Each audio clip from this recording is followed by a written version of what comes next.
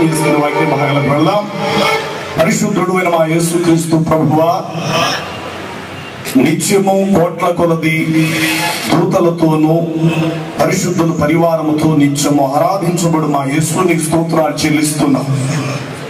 ఆది యందు నీవు భూమికి పునాది వేసిన వాడు, ఆకాశం నీ చేతి పనులు వివరించుచున్నవి, అంతరిక్షం నీ జ్ఞానముల గురించి ప్రచురపరుచుచున్నవి. జీవాధిపతి దేవుని వాక్యము ఎవని యొద్ద కూర్చునో వారే దైవములై ఉన్నారని మీరు స్వయముగా పలికారు ప్రభువా. రాత్రి మీ వాక్కు బయలు వెళ్ళి వారిని బాగు చేయనట్లు, వారు పడి ఉన్న గుంటలో నుండి వారు లేపబడినట్లు సహాయము దయచేయండి. నీ వాక్కు బయలు వెళ్ళడంతో వెలుగు పుట్టును. అది జ్ఞానము లేని వారికి, తెలివి లేని వారికి జ్ఞానమును తెలివిని వివేచన దయచేయను. ఇది కృప రాత్రి నీ బిడ్డలు అనుభవించున్నట్లు సహాయం చేయండి. యేసుక్రీస్తు ప్రభు పేరిట ప్రార్థించి వేడుకొంచున్నాము తండ్రి, ఆమేన్. దయచేసి అందరూ కూర్చునండి. రాత్రికాల సమయంలో దేవునికి వాక్య భాగాన్ని మనం వింటున్నాం. వాక్యం అయ్యేంత వరకు దయచేసి నేను వెళ్ళొద్దు, అటు ఇటు కదలవద్దు. దేవుని వాక్యానికి మనం గౌరవిద్దాం. దేవుని యొక్క వాక్యం మనం బ్రతికించగలిగేది, బాధల్లో నెమ్మది ఇవ్వగలిగేది. చదవబడినటువంటి అధ్యాయము పాత నిబంధన గ్రంథములు, చరిత్ర గ్రంథములు, చిన్ని గ్రంథము, ఋతు గ్రంథం, 4 అధ్యాయములు కలిగినటువంటి గ్రంథము ఋతు గ్రంథం. ఈ ఋతు గ్రంథములో ఉన్నటువంటి విషయాలు అలంకరణ రూపముగా భవిష్యత్ కాలములో జరగబోయే క్రీస్తునకును సంఘానికి మధ్య జరిగేటువంటి అనుబంధాన్ని ఈ ఋతు గ్రంథములో పరిశుద్ధాత్మ దేవుడు పొందుపరచుంచారు. ఈ ఋతు గ్రంథములో ప్రాముఖ్యంగా మనకు కనబడేది రూతు, నయోమి, బోయాజు, ఎలిమెలెకు, మహలోన్. నేను సమృద్ధి గలదానై వెళ్ళి తిని ప్రభువైన దేవుడు నన్ను రిక్తురాలునగా తిరిగి రాజేశను. మీరు నన్ను నయోమి అని పిలువనేలా? ప్రభువైన యెహోవా నా మీద విరుద్ధముగా సాక్ష్యము పలికెను. సర్వశక్తుడగు దేవుడు నన్ను బాధపరిచెను అని వారితో చెప్పాను. మూల వాక్య భాగము లూకా శుభవార్త 1వ అధ్యాయము 49వ వచనం. లూకా శుభవార్త 1వ అధ్యాయము 49వ వచనము. సర్వశక్తిమంతుడు నాకు చాలా గొప్ప కార్యాలు చేశాడు గనుక ఇది మొదలుకొని అన్ని తరముల వారు నన్ను ధన్యురాలు అని నన్ను పిలుస్తారు. ఆయన నామము పరిశుద్ధము. ఒకే దైవ గ్రంథములో ఒకే స్త్రీ ధర్మానికి కలిగిన ఇద్దరు స్త్రీలు వేరు వేరు కాలములలో ఒక్క సృష్టికర్త అయినటువంటి దేవుని గురించి 2 విధాలైనటువంటి సాక్ష్యాలు ఇస్తున్నారు ఒకే దైవ గ్రంథం అనబడిన బైబిల్లో. ఒక ఆమె అంటుంది, సర్వశక్తుడకు దేవుడు నాకు చాలా దుఃఖాన్ని కలుగు చేశాడు. ఆకాశమును, భూమిని, అందరి సమస్తాన్ని సృష్టించిన సృష్టికర్తనబడినటువంటి దేవుడు, సర్వశక్తిమంతుడు నాకు చాలా దుఃఖము కలుగు చేసి నన్ను గాయపరిచాడు, నన్ను బాధపరిచాడు, నన్ను చాలా నష్టపరిచాడు. సర్వశక్తిమంతుడు నా మీద విరుద్ధముగా సాక్ష్యము పలికాడు, నాకు చాలా నష్టాన్ని కలుగు చేశాడు సర్వశక్తిమంతుడు అని అంటుంది ఒక ఆమె. అదే స్త్రీ ధర్మానికి కలిగినటువంటి మరొక స్త్రీ మరొక కాలములో ఈ మాట చెప్తుంది, సర్వశక్తిమంతుడకు సృష్టికర్తనబడిన దేవుడు అనగా ఆకాశమును, భూమిని, అందరి సమస్తాన్ని సృష్టించిన ప్రభువైన దేవుడు, అట్టి సృష్టికర్తనబడిన సర్వశక్తిమంతుడు నాకు చాలా గొప్ప కార్యాలు చేశాడు. కాబట్టి ఇది మొదలుకొని అన్ని తరముల వారు నన్ను ధన్యురాలు అని పిలుస్తారు అని చెప్పేసేసి మరొక ఆమె సాక్ష్యం ఇచ్చింది దేవుని గురించి. ఈ రెండు మాటలు, ఈ ఇద్దరు స్త్రీలు పలికిన మాటలు ఒకే దైవ గ్రంథములో వ్రాయబడినవి. ఇందులో ఎవరి మాటకు మనం ఓటేద్దాం, ఎవరి మాట నిజమని మనం పలుకుదాం. ఒక ఆమె అంటుంది, కళ్ళంట నీళ్లు తెచ్చుకొని, దేవుడు నన్ను చాలా బాధపరిచాడు, నన్ను గాయపరిచాడు అంటుంది. మరొక ఆమె అంటుంది, లేదు లేదు లేదు, దేవుడు నాకు చాలా గొప్ప కార్యాలు చేశాడు. దేవుడు అన్యాయస్తుడు కాడే, దేవుడు ఎవరిని దుఃఖపరిచేవాడు కాదు. విలాప వాక్యములు 3వ అధ్యాయము 33వ వచనములో ఇర్మియా ద్వారా దేవుడి మాట సెలవిచ్చాడు. ఆయన నరులకు విచారమునైనను, దుఃఖమునైనను, బాధనైనను, వేదననైనను ఆయన కలుగ చేయడు. యాకోబు భక్తుడు చెప్తాడు, ఎవడైనను తాను శోధింపబడుచున్నానని అనుకున్న ఎడల వాడు తన మొరలు కూల్చబడిన వాడై తాను శోధించబడుచున్నాడే గాని దేవుడు ఎవరిని శోధించడు అని వ్రాయబడినది. అని మాటలన్నీ ఒకే దైవ గ్రంథములో వ్రాయబడ్డాయి కదా. వాస్తవం ఏంటి? రాత్రి సర్వశక్తిమంతుడు నాకు దుఃఖాన్ని కలుగు చేశాడు అంటుంది నయోమి అనబడిన ఒక స్త్రీ. దేవుడు అనబడిన సర్వశక్తిమంతుడు నాకు చాలా గొప్ప కార్యాలు చేశాడు అంటుంది క్రీస్తు ప్రభు వారికి జన్మనికి ఇవ్వబోతున్నటువంటి తల్లి అయినటువంటి మరియా. కొండసీమల్లో ఉన్న ఎలిజబెత్ దగ్గరకు వచ్చి ఇట్లు చెప్తుంది, సర్వశక్తిమంతుడు నాకు గొప్ప కార్యాలు చేశాడని. యాజకుడైన జకరియా భార్య అయినటువంటి ఎలిజబెత్ దగ్గరకు వచ్చి ఈ మాట చెప్పింది ఆమె. నయోమి తన స్వగ్రామానికి మన యోధా బెత్లెహేముకు వచ్చి ఈ మాట చెప్పింది, సర్వశక్తిమంతుడు నాకు చాలా దుఃఖాన్ని కలుగు చేశాడని. ఎందుకు ఆ మాట పలికినది? నేడు సమాజంలో చాలా మంది ఇట్టి కోవకు చెందిన వారు చాలా మంది ఉన్నారు. మీరు ఎన్నన్నా చెప్పండి, దేవుడు నా పట్ల అన్యాయం చేశాడు, దేవుడు నా పట్ల న్యాయం తప్పాడు, దేవుడు ఎక్కడున్నాడండి, దేవుడే కనుక ఉంటే ఇంత అర్ధాంతరంగా నా బిడ్డ ఎందుకు చచ్చిపోవాలి, దేవుడే కనుక ఉంటే నా భర్త వెళ్తుంటుండగా దారి మధ్యలో యాక్సిడెంట్ ఎందుకు చచ్చిపోవాలండి, అలా దేవుడే కనుక ఉంటే నా ఉద్యోగం ఎందుకు ఊడిపోవాలండి, దేవుడే కనుక ఉంటే నా కుటుంబం రుణాల పాలు ఎందుకు అయిపోవాలండి, బ్యాంకు వాళ్ళు నా యొక్క గృహాన్ని మళ్ళీ ఎలాగై వారు దోచేసుకోగలిగారండి, దేవుడు ఎక్కడున్నాడండి, దేవుడు ఎక్కడున్నాడండి? నో, దేవుడు లేడు. గాల్లో దీపం పెట్టి దేవుడా దేవుడా దేవుడా దేవుడు అంటే ఎక్కడ ఆగుద్దండి ఆ దీపం? దేవుడు లేడు. మీకైతే ఉన్నాడేమో గాని నా బాధలను బట్టి, నాకు కలిగిన వ్యాధులను బట్టి దేవుడు లేడు లేడు లేడు లేడు అని చెప్పేవారు ఈ రాత్రి ప్రపంచంలో కోట్ల సంఖ్యలో ఉన్నారు. దేవుని వాక్యం చెప్తుంది, సర్వశక్తుడకు వాడు న్యాయము చేయవాడు. న్యాయము చేసేటువంటి వాడు ఎవరికి విచారాన్ని కలుగు చేసేటువంటి వాడు కాడు. యోబు గ్రంథము, పరిశుద్ధ బైబిల్ గ్రంథములో చూస్తే యోబు గ్రంథం ఒక్కసారి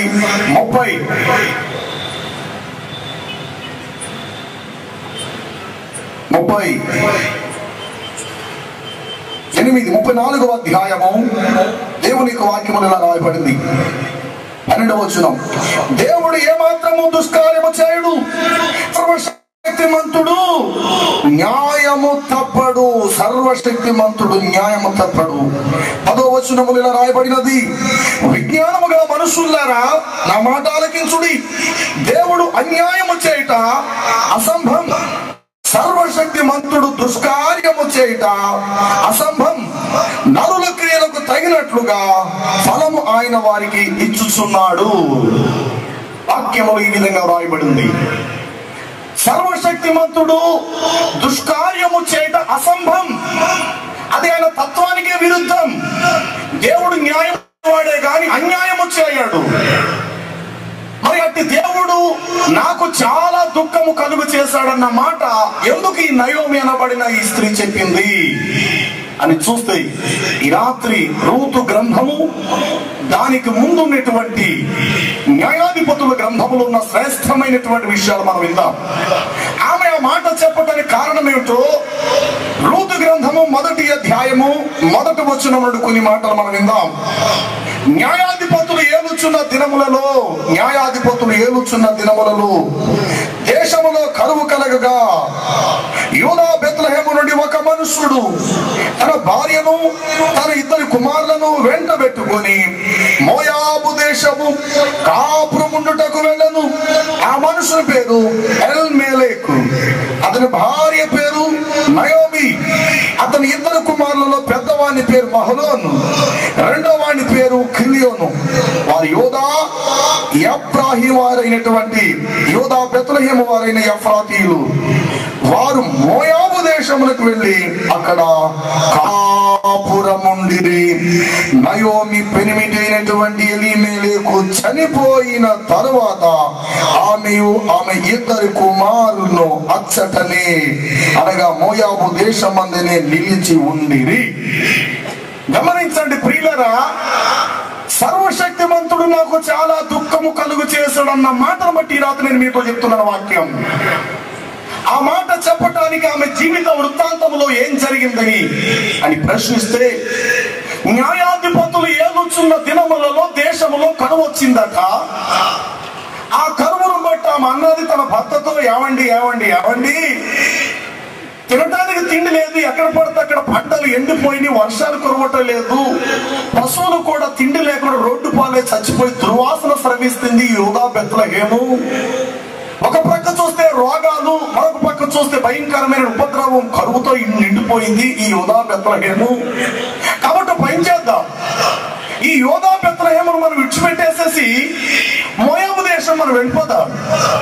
మోయాబు దేశంలో నాకు ఒక మంచి స్నేహితురాలు ఉంది.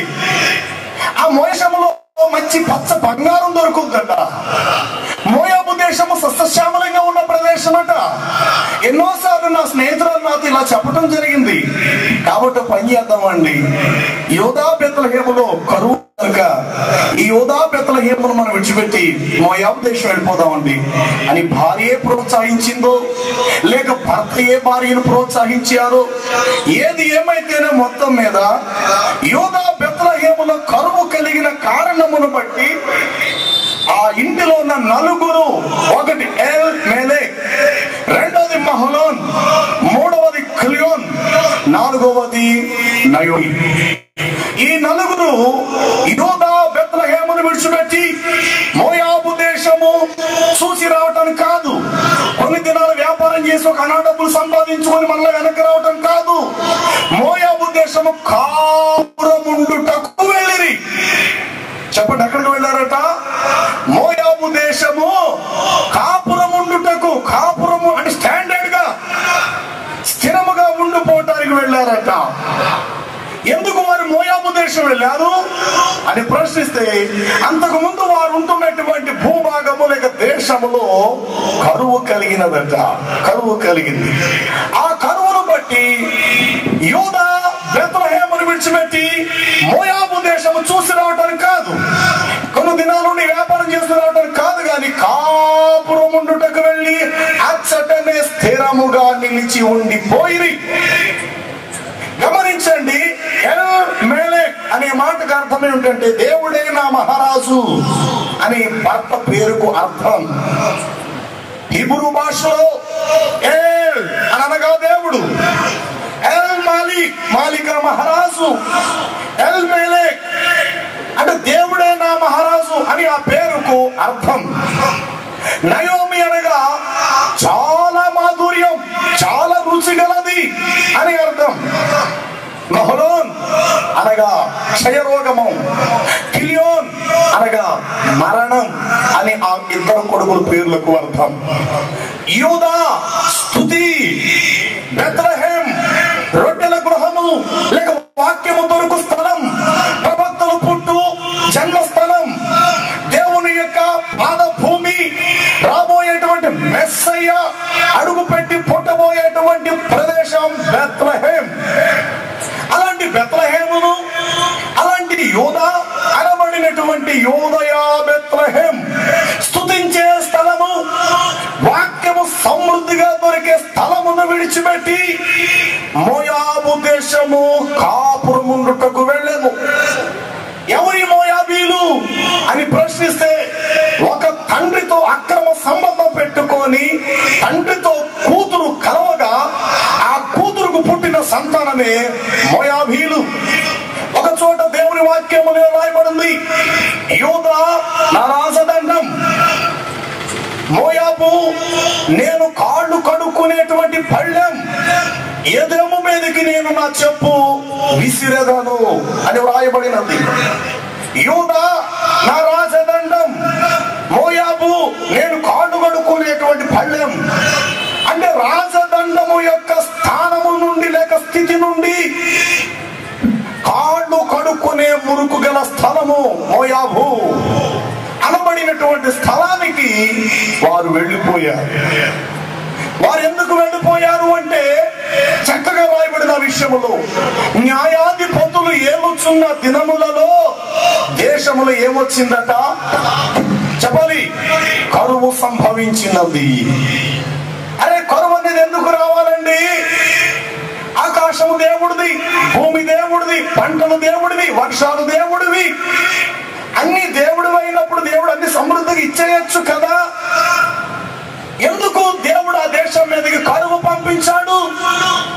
నేటి దినాన మనం చూస్తున్నాం, కొన్ని ప్రాంతాలు సస్యశ్యామలంగా ఉంటున్నాయి, మరొక కొన్ని ప్రదేశాలు భయంకరమైన కరువుతో ఉంటున్నాయి. అదేవిధంగా కొన్ని గ్రామాలు లేక కొన్ని కుటుంబాలు సమృద్ధితో ఉంటుంటే మరికొన్ని కుటుంబాలు అడుక్కు తినేటువంటి స్థితి లేక కరువు కలిగినటువంటి స్థితి కలిగినటువంటి కుటుంబాలుగా కూడా నేటి సమాజంలో మనం చూస్తూ ఉన్నాం. యూదా బెత్లెహేమనగా స్తుతించే స్థలము, బెత్లెహేమనగా రొట్టెల గృహము, అలాంటి ప్రదేశములో అసలు ఎందుకు కరువు కలిగినది? కరువు రావడానికి కారణం ఏమిటో తెలుసా? ఊరికే కరువు రాదు. కరువు రావడానికి కారణం ఏంటంటే ప్రవక్త అయిన యెహెజ్కేలుతో దేవుడు ఈ మాట సెలవిచ్చాడు. 14వ అధ్యాయము 13వ వచనములో చూస్తే వాక్యం ఈ విధంగా రాయబడినది, నరపుత్రుడా, ఏ దేశమైతే నా దృష్టికి విశ్వాసము గలదై పాపము చేసినదగునో ఆ దేశమునకు నేను విరోధినై, ఆ దేశమునకు నేను విరోధునై కరువును పంపించి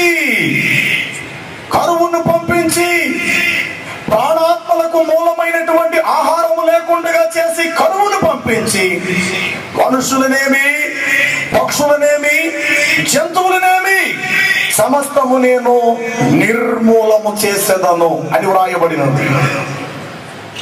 ఏ దేశమైతే, ఏ గ్రామమైతే, లేక ఏ రాష్ట్రమైతే, ఏ ప్రభుత్వం, ఏ అధికారం నా దృష్టికి పాపము చేసినదగునో ఆ దేశమునకు నేను విరోధులై ప్రాణాధారమగు ఆహారము లేకుండా చేసి కరువును పంపించి ఆ దేశంలో ఉన్న వారిని నేను నిర్మూలన చేస్తాను అన్నాడు.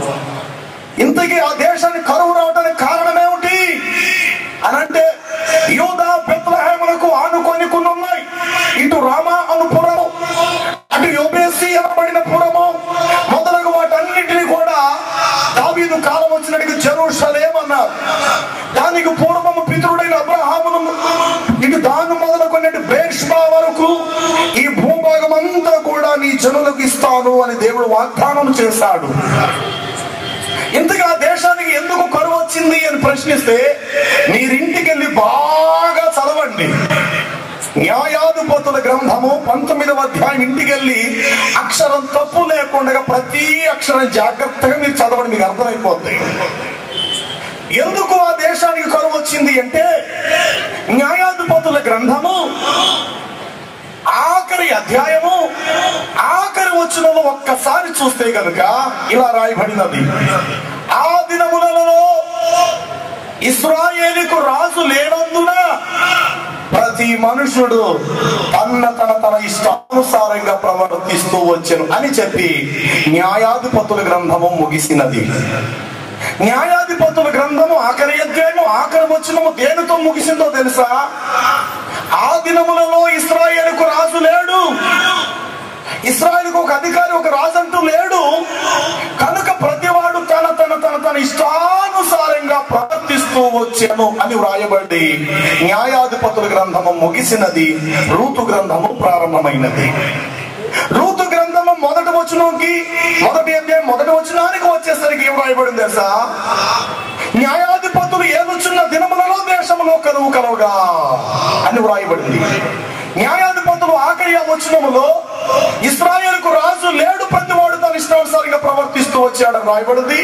రూతు గ్రంథం మొదటి వచనానికి వచ్చేసరికి న్యాయాధిపతులు ఏమొచ్చున్న దినములలో దేశములో కరువు వచ్చింది అన్నాడు. ఎందుకు కరువు రావాలి అనంటే, ఏ దేశమైతే నా దృష్టికి పాపం చేస్తాదో ఆ దేశానికి కరువు పంపిస్తాను అన్నాడు. ఇంతకీ ఆ దేశంలో ఉన్న పాపం ఏమిటి అని ప్రశ్నిస్తే, న్యాయాధిపతుల గ్రంథము 19వ అధ్యాయాన్ని చదివితే మీకు అర్థమైపోతుంది. దాని గురించి నేను ఇప్పుడు స్పీడ్ గా చక్కచక్క వివరిస్తాను, బాగా వినండి. 19వ అధ్యాయంలో చూస్తే మొదటి వచనములో నుండి లేవీయుడు అనబడినటువంటి ఒక గోత్రికుడు, ఇశ్రాయేలు యొక్క 12 గోత్రములలో ఒక గోత్రానికి చెందినటువంటి లేవీయుడు ఒక స్త్రీని భార్యగా లేక ఉపపత్నిగా తీసుకున్నాడు. అతడు చాలా ఆస్తిపరుడు. 19వ అధ్యాయంలో మాటలు చెప్తున్నాను నేను.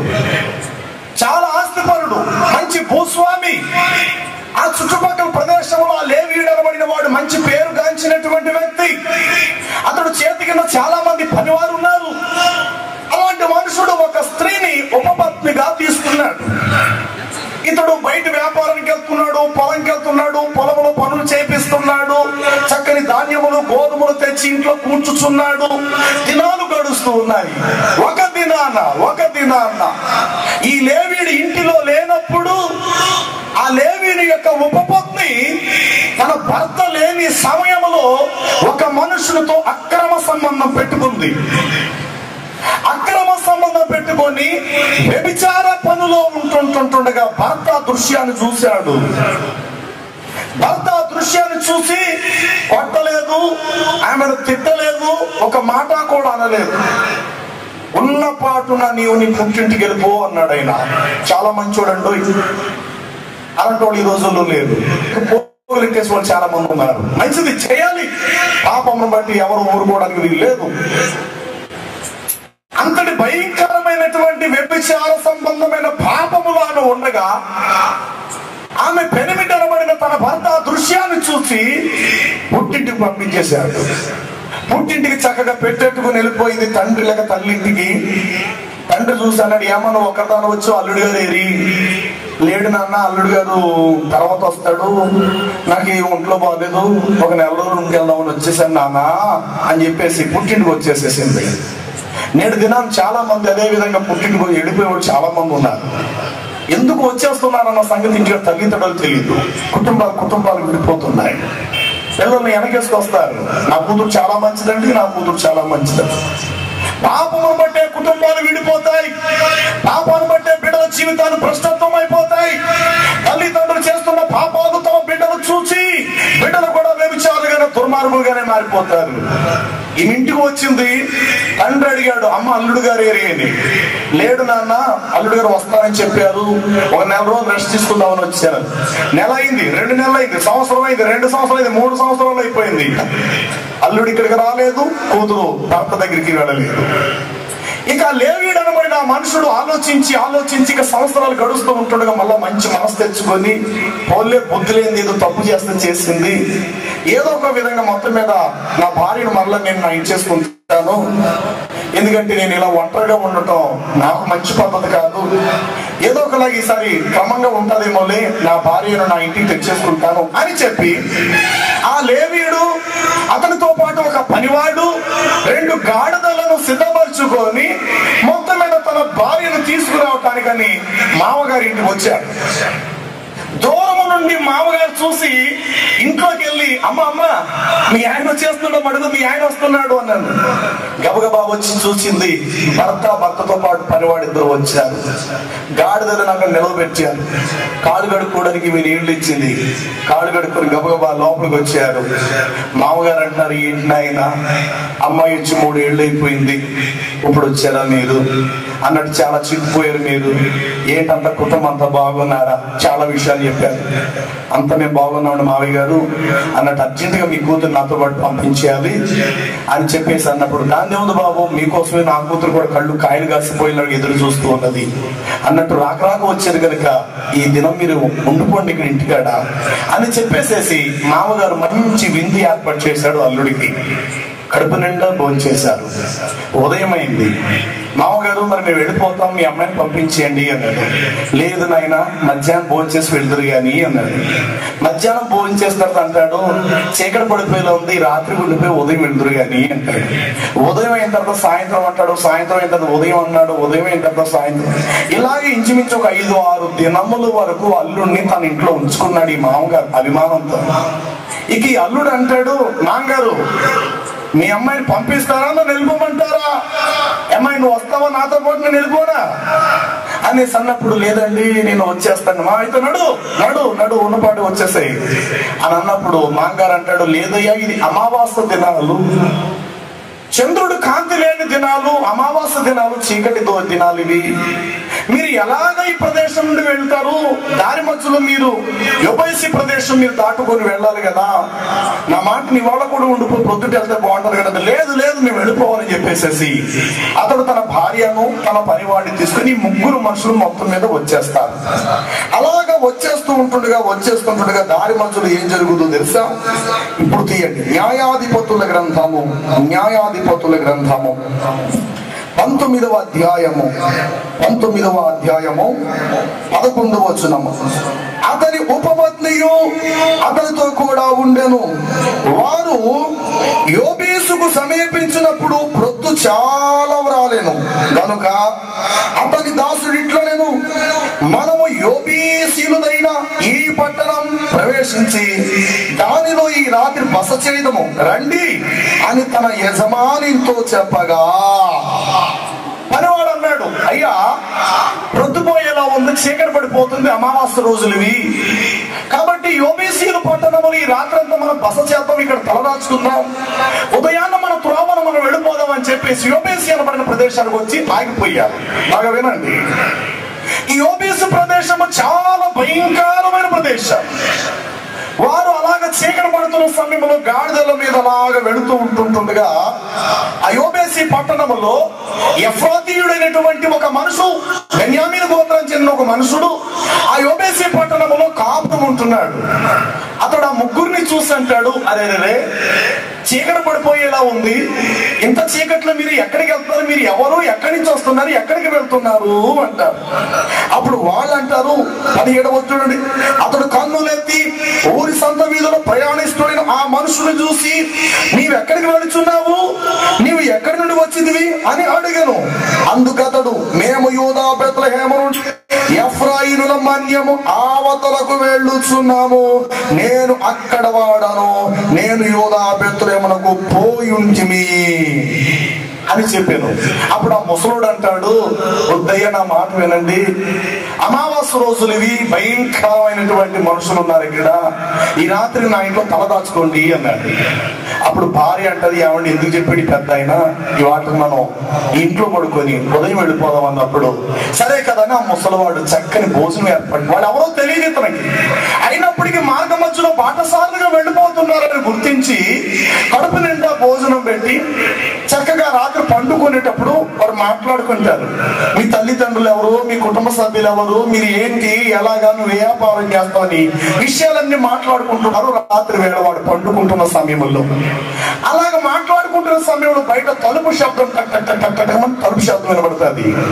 అంతటా ముసలివాడు వచ్చి తలుపు గెడ తీసి బయటకు చూసి అక్కడ కొంతమంది చిన్నలు మొదలుకొని పెద్దల వరకు కొంతమంది ఆ యొక్క బొమ్మలో నిలబడి అంటారు, నీ ఇంటి లోపలకు వచ్చిన ఆ 2 మగ మనుషులను, అంటే ఒకడు దాసుడు పనివాడు, 2 యజమానుడు, నీ ఇంటిలోనికి వచ్చిన 2 మగ మనుషులను బయటకు పంపించు, ఆ మగ మనుషులతో మేము వ్యభిచారము చేసి పాపము చేసి మా ఆశ తీర్చుకుంటాము అని ఆ ముసలివాడుతో అన్నప్పుడు అతడు అంటాడు, అన్నలారా అది కూడదు, దయచేసి అలా అనకండి, అతడు నా ఇంటికి వచ్చిన ఒక చుట్టం లాంటి వాడు, అతడు చాలా గొప్ప జమీందారు, దయచేసి మీరు ఇంత పథకానికి మీరు ఒడిగట్టుకోవద్దు, అతడిని బయటకు తీసుకొస్తే అతనితో మీరు పాపం చేయడం మంచి పద్ధతి కాదు, నీకు దండం పెడతాను అంటాడు ఆ ముసలివాడు.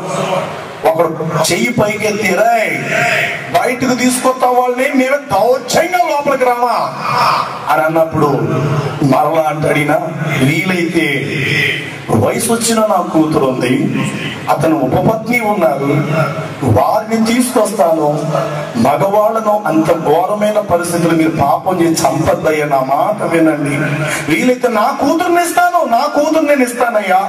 ఆ ముసలివాడు వీడి మీద ఉన్న ప్రేమను బట్టి, అభిమానం బట్టి కన్యకగా ఉన్న తన కుమార్తెను వాడికి దానంగా లేకపోతే అన్యాయంగా ఇచ్చేస్తానని చెప్పినప్పుడు కూడా వాళ్ళు ఒప్పుకోరు. అయితే ఆ మనుషుని యొక్క ఉపపత్తులు మాత్రం బయటికి పంపించు అంటారు. ఒకవేళ కాదు అని అంటే ఒక్క ఆమెను బట్టి ఇంటంతటిని కూడా నాశనం చేసేస్తారు. ఒక్క ఆమెను బట్టి కుటుంబ సర్వనాశనం చేసేసి నిప్పంటించేస్తారు ఆ మనుషులు. అందుకు భయపడి ఏం చేయాలి, ఇప్పుడు ఏం చేయాలన్నప్పుడు ఈ మనుషుని ఉపపత్ని భార్య అంటది, అయ్యా వాళ్ళు ఏదో ఆశపడుతున్నారు కాబట్టి అందుకు నేనే బలైపోతాను, నేను వెళ్ళి నా మానాన్ని వారికి అప్పగించి వారి శరీర కోరికలు తీరుస్తాను, దయచేసి నా మూలంగా మీరు చచ్చిపోద్దని చెప్పేసి కళ్ళంట నీళ్లు తెచ్చుకొని ఆవిడ బయటకు వస్తాడు. 19వ అధ్యాయం చూడండి, 22వ వచనం. వారు సంతోషించుచుండగా ఆ ఊరిలో కొందరు పోకిరీలు ఆ ఇల్లు చుట్టుకొని తలుపు తట్టి నీ ఇంటికి వచ్చిన ఆ మనుషుని మేము ఎరుగునట్లు అతను బయటికి తెమ్మని ఇంటి యజమానుడైన ఆ ముసలవానితో అనగా, ఆ ఇంటి యజమానుడైన ఆ మనుషుడు వారి యొద్దకు బయలు వెళ్ళి, నా సహోదరులారా, అది కూడదు, అది దుష్కార్యము చేయకూడదు, ఈ మనుషుడు నా ఇంటికి వచ్చిన గనుక వారు ఈ వెర్రి పని చేయకూడి, ఇదిగో కన్యక అయిన నా కుమార్తెయును ఆ మనుషుని యొక్క ఉపపత్నియు ఉన్నారు, నేను వారిని బయటకు తీసుకొని వచ్చేదను, మీరు వారిని నీచపరచి మీ ఇష్టానుసారంగా వారి ఎడల జరిగించవచ్చును గాని ఈ మనుషుని ఎడల ఇట్టి వెర్రి పని చేయకూడని వారితో చెప్పాను గాని అతని మాట వినుటకు వారికి మనసు లేకపోయెను గనుక ఆ మనుషుడు బయటనున్న వారి యొద్దకు తన ఉపపత్నిను తీసుకొని రాగా, వారు ఆమెను కూడి ఉదయం వరకును ఆ రాత్రి అంతయు ఆమెను చెరుపుచుండిరి. తెల్లవారుగా వారు ఆమెను విడిచి వెళ్ళిరి. ప్రాంతకాలమున ఆ స్త్రీ వచ్చి వెలుగొచ్చేంత వరకు తన యజమానుడున్న ఆ మనుషుని ఇంటి గడప యొద్ద పడి ఉండేను. బాగా వినండి, ఉపపత్నిని తీసుకొచ్చాడు ఈ మనుషుడు. ఆమెను జుట్టట్టుకుని ఈడ్చుకొని తీసుకువెళ్ళి ఒకరి తర్వాత ఒకడు నడి రోడ్డు మీద పెట్టి ఆమెను పాపం చేసేసి రక్తము కారేటట్టు శరీరాన్ని గోర్లతో రక్కేసేసేసేసి అతి భయంకరమైన హీనంగా ఆమెను చెరిపివేసేసేసి ఎవడు మట్టుకు వాడు లేచి వెళ్ళిపోయారు. ఆ రోజు రాత్రి మొదలుకొని ఆ రోజు ఉదయం వరకు చెరుపుచూ వచ్చారట. భోజనమైన తర్వాత ఇంకేవిడి బ్లీడింగ్ అనగా రక్తము కారిపోతూనే ఉన్నది. శరీరం అంతా కూడా గాయాలుగా అతి భయంకరంగా పాడు చేసేసారు ఆమెను. ఎవడు మట్టికి వాడు వెళ్ళిపోయారు. అంతటి ఆ ప్రక్కనున్న బట్టను కాస్త మీద చుట్టుకొని లేవలేనటువంటి బలహీనురాలై దేకురుకొని మొత్తం మీద ఏ ఇంటిలో అయితే వారు భోజనం చేయడానికి ముసలవాడు ఆ ఇంటికి వాళ్ళకి అవకాశం ఇచ్చాడు, ఆ ఇంటి గుమ్మం దగ్గరికి తెల్లవారుజాని వెలుగొచ్చిన తర్వాత గుమ్మం దగ్గర అలాగే పడిపోయి ఉన్నదట. ఈలోగా తెల్లారైంది. ముసలివాడు వచ్చి తలుపు గెడ తీసి చూడడంతో ఒంటి మీద సరిగా బట్టలు, దేహం అంతా గాయాలు రెక్కేసేసి ఉన్నాయి. అతి హీనమైన స్థితిలో ఉండి ఆమె గడప దగ్గర పడిపోయి ఉన్నది. ఈలోగా ఏమైంది నీ భార్య అని ఆ ముసలివాడు వెళ్ళి ఆ లేవీడనమా తన భర్తతో చెప్తే ఆ భర్త మంచం మీద నుండి గమగమా లేచొచ్చి లేగు మనం ఇంటికి వెళ్ళిపోతాం, లేగు అని లేపుతుంటే అప్పటికే ఆమె చచ్చిపోయింది. ఈ మాటలు నేను ఎందుకు చెప్తున్నానని బాగా వినండి. సర్వశక్తివంతుడు నాకు దుఃఖం కలుగు చేశాడని చెప్పిందే ఆ మాట అనటానికి కారణం ఏంటో ప్రతిదీ నేను మీకు చక్కగా చెప్తున్నాను. వెళ్ళిపోదాం మన ఇంటికి అని అన్నప్పుడు ఆమె లేవలేదు, బదులు మాట చెప్పలా. వెంటనే గుర్తించారు ఈమె చచ్చిపోయిందని. అంతటా ఆమె ఒంటి మీద పట్ట కప్పి ఆమెను ఒక గాడిద మీద వేసుకొని తాను తన పనివాడు ఒక గాడిద మీద మొత్తం మీద వారు తమ యొక్క సొంత భాగం అనబడే ప్రదేశానికి వచ్చేసిన తర్వాత ఆమెను తన ఇంటి గుమ్మం మీద పడుకోబెట్టి కీళ్లు మొదలుకొని మొదలుకొని అంటే చీల మండలం మొదలుకొని ఈ తలకాయ వరకు ఆమెను 12 ముక్కల కింద నరికేశాడు తన పెనిమిటి, తన భర్త. 12 ముక్కల కింద నరికేసేసి ఈ 12 ముక్కలను బాక్సుల్లో పెట్టి పెట్టెల్లో పెట్టి 12 దిక్కులకు పార్సల్ చేసి పంపించాడు. ఎవరికి 12 దిక్కులకు పంపించాడంటే రూబేను, షిమియోను, దాను, నఫ్తాలి, ఆషేరు, మనష్షి, ఇస్సాకారు, జెబులూను, యూదా, లేవి అనబడిన ఇశ్రాయేలీయుల యొక్క గోత్ర పెద్దలకు 12 ముక్కలను పార్సల్ చేసి పంపించాడు.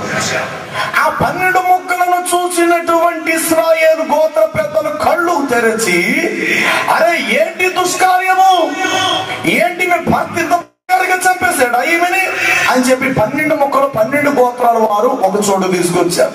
మళ్ళా లైన్గా 12 ముక్కలు లైన్గా పేర్చారు.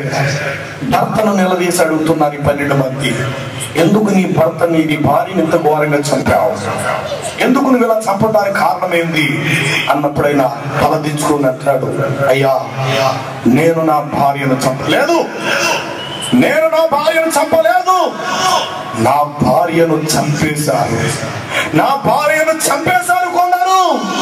ఒట్టి శవాన్ని నేను నరికి మీకు బుద్ధి రావాలని చెప్పి మీకు పార్సల్ చేసి పంపించాను ఈ మొక్కల్ని. నేను నా భార్యను చంపుకోలేదు, నా భార్యను కొంతమంది చెరిపేసి అతి ఘోరంగా నా భార్యను పాడు చేసి చంపేదయ్యా.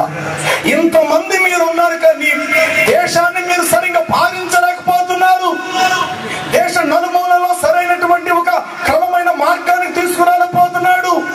ఇశ్రాయేలులో రాజు లేనందున ప్రతి మనుషుడు మన ఇష్టానుసారంగా ప్రవర్తిస్తూ వచ్చారు. కనీసం వారికి ఒక చట్టం, వారికి ఒక న్యాయ విధి అంటూ మీరు ఏర్పరచలేదు. తప్పు చేసిన వాడిని తగిన రీతిలో శిక్ష కూడా మీరు విధించలేకపోతున్నారు. న్యాయాధిపతులుగా మీరు పరిపాలిస్తున్నారే గాని ప్రతి వాడు తన ఇష్టానుసారంగా ప్రవర్తిస్తూ వచ్చాడని చెప్పేసి ఆ చనిపోయిన ఆమె భర్తనబడిన లేవీయుడు ఇశ్రాయేలు పెద్దలు పట్టుకుని దులిపేస్తాడు ఆ మాటలు చెప్పి. ఇది 19వ అధ్యాయంలో జరిగిన కారణం.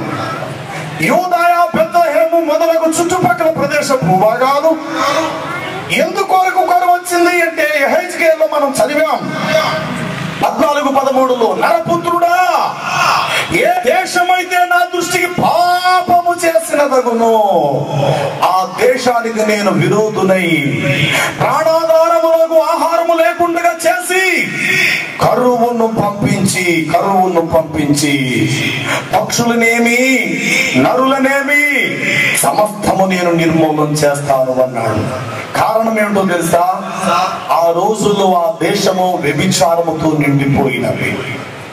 ఇర్మియా గ్రంథం 23వ అధ్యాయము 10వ వచనములో చూస్తే ఈ మాట అంటాడు, దేశము వ్యభిచారముతో నిండినది, నరులు లేక జనుల నడవడి చెడ్డది ఆయను, వారి శౌర్యం అనగా వారి అందం అన్యాయమునకు ఉపయోగించుకొనుచున్నారు, కావున శాపగ్రస్తమై దేశము దుఃఖించుచున్నది అని వ్రాయబడినది. ఇర్మియా గ్రంథము 23వ అధ్యాయము 10వ వచనములో దేశము వ్యభిచారముతో నిండినది, నా జనుల యొక్క నడవడి చెడ్డదాయను.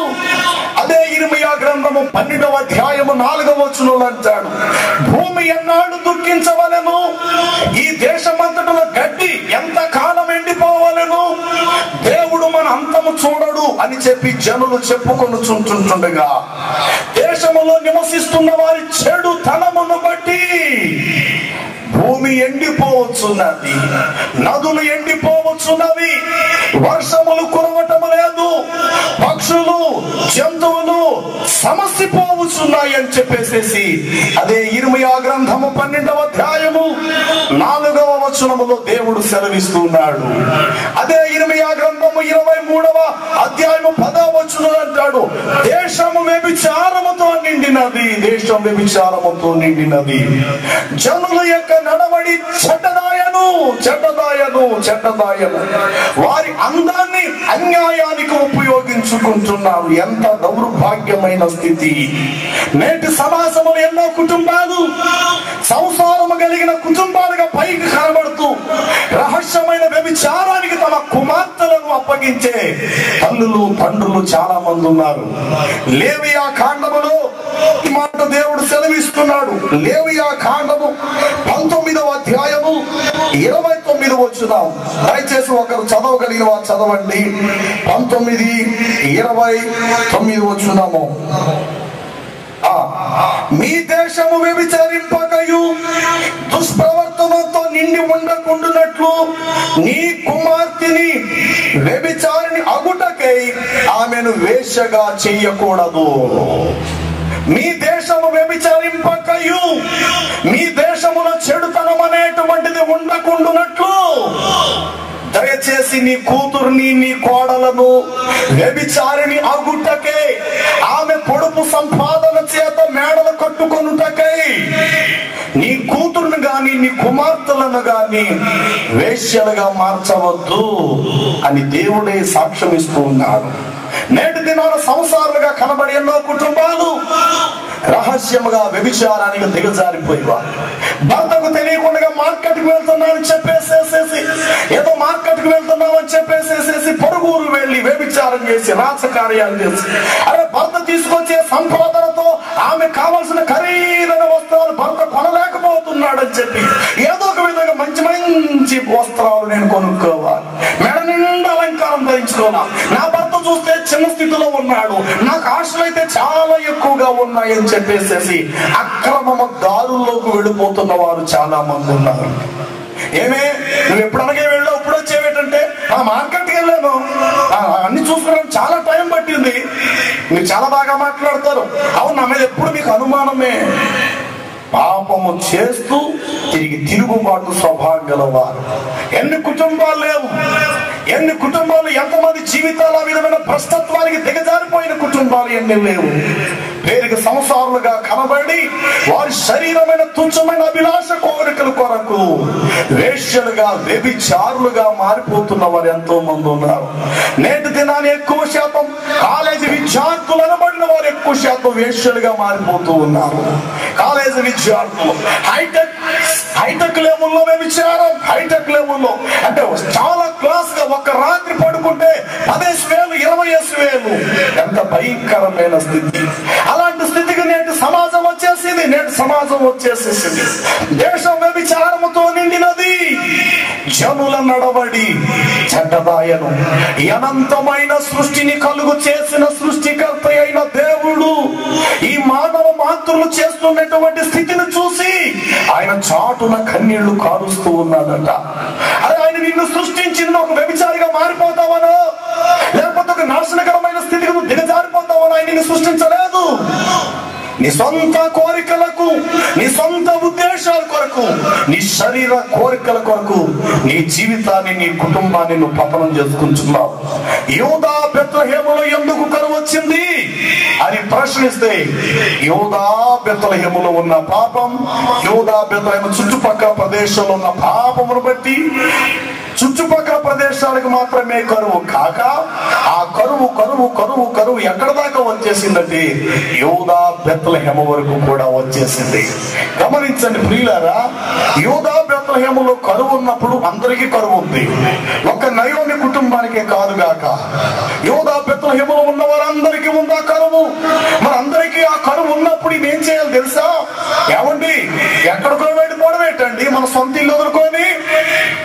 ఈ రోజంటే కరువు ఉన్నది, రేపు పొద్దున దేవుడు మళ్ళా మన సస్యశ్యామలుగా పంటలు పండించడా?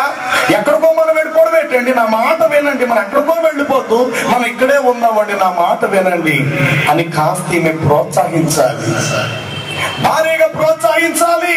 ఎక్కడికో వద్దండి, సొంత ఇల్లు విడిచిపెట్టుకో మనం ఎక్కడికి వెళ్తామండి, వద్దండి, కష్టమైన నష్టమైన మనం ఎక్కడ ఉందాం. ఎందుకంటే అందరికీ కరువు ఉంది, మన ఇంటికి కూడా కరువు ఉంది. కాబట్టి మనందరం కలిసి ప్రార్థన చేద్దాం, దేవుడు మనకు సహాయం చేస్తాడయ్యా అని చెప్పవలసినటువంటి నయోమి ఏ విధంగా ప్రోత్సహించిందో యూదా బెత్లెహేమును విడిచిపెట్టి మోయాబు దేశమునకు కాపురముండుటకు వెళ్ళిపోయారు.